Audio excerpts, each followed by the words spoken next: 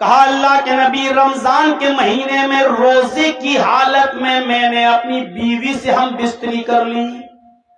وہ واقعہ سنا ہے آپ نے کہ ایک صحابی اللہ کے نبی کے پاس آئے اور کہا کہ ہلاک تو یا رسول اللہ، اے اللہ کے نبی میں ہلاک ہو گیا، میں برباد ہو گیا۔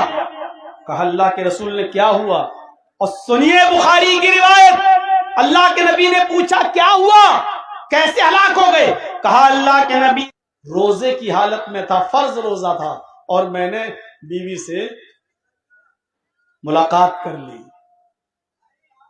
اللہ کے نبی نے کہا اوہ یہ تو بہت بڑا جرم ہو گیا تم سے،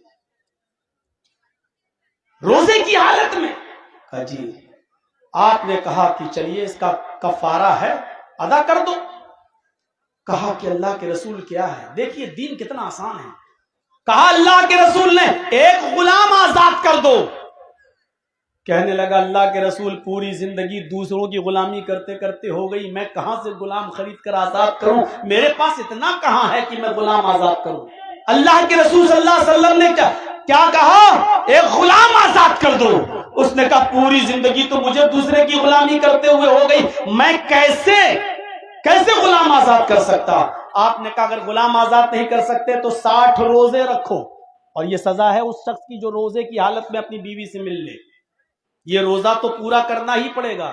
جس روزے میں آپ کوئی شخص کوئی بھی ہو، میں پوچھوں گا نہیں، کھڑے ہو کر ایسے ہوں گے لوگ جو انجانے میں یہ غلط کام کر گئے ہوں گے، روزے کی حالت میں اگر کوئی اپنی بیوی سے ہم بستری کر لے تو اس کی سزا یہی ہے کہ وہ روزہ بیکار ہو گیا۔ جس روزے کی حالت میں ملا وہ روزہ بیکار، اس روزے کی قضا کرنا پڑے گی، اور اس روزے کی قضا کے ساتھ ساتھ 60 روزے اس کو اور رکھنا ہوں گے۔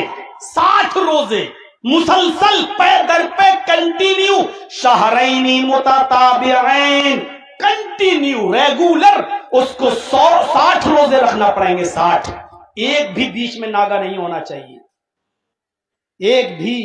ایک روزہ یہ پورا کرے گا، اور جتنا رمضان کے روزے باقی ہیں وہ پورے کرے گا، پھر یہ روزہ جس میں بیوی سے مل لیا یہ روزہ پورا کرے گا، اس کے بعد 60 روزے بطور سزا کے اس کو بھی رکھے گا۔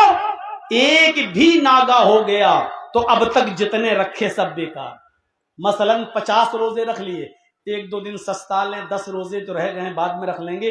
ایک دن کا اگر آپ نے جان بوجھ کر ناگا کر دیا تو 50 بیکار ہو گئے آپ کے، اب پھر سے 1 سے 60 رکھو۔